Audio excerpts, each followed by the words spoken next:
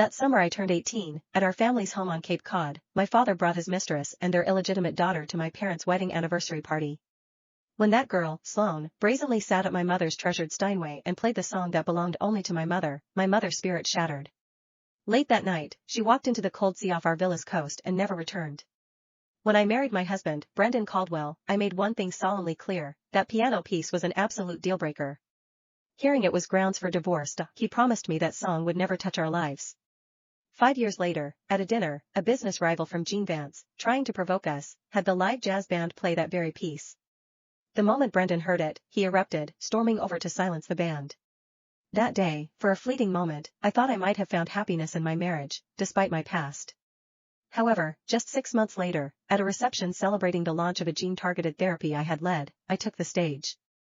As a surprise, the pianist Brendan had hired began to play that song, and Sloane, the woman who'd driven my mother to her death and destroyed my family, stood at Brendan's side in a gorgeous haute couture gown, a brilliant smile on her face.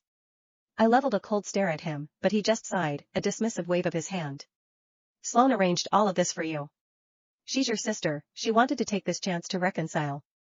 Don't make a scene in front of the media." I stared into his eyes for 2 seconds, then, in front of all the cameras, I turned and walked away. What sister? I never had one. And as of that day, I no longer had a husband. For 3 solid hours, I stood on the beach of our old Cape Cod house, where my mother's memorial lay, letting the biting sea wind whip around me. Today was the anniversary of her death. The 10th anniversary. That piano piece used to be my mother's only solace. Yet, 10 years ago today, my father stood by and watched as Sloane played it on my mother's piano, an act that shattered her. That song became a wound I couldn't bear to touch. And now, 10 years later, my husband, with the woman who drove my mother to suicide at his side, had used the very same song to destroy me. In the distance, over Boston Harbor, fireworks from a yacht party burst across the night sky like silent, glittering rain. Brendan's party. A celebration for the launch of Gene Vance's new gene therapy. I had led the RD team through 6 months of relentless work, of countless sleepless nights. But in this moment, it felt less like my achievement and more like Sloane's victory lap as she clawed her way into high society on my back.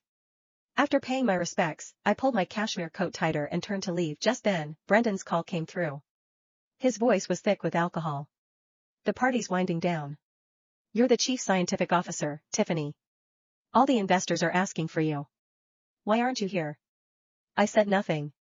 In the past, I might have softened my tone to avoid a fight, but tonight, I had nothing left to say to the hypocrite.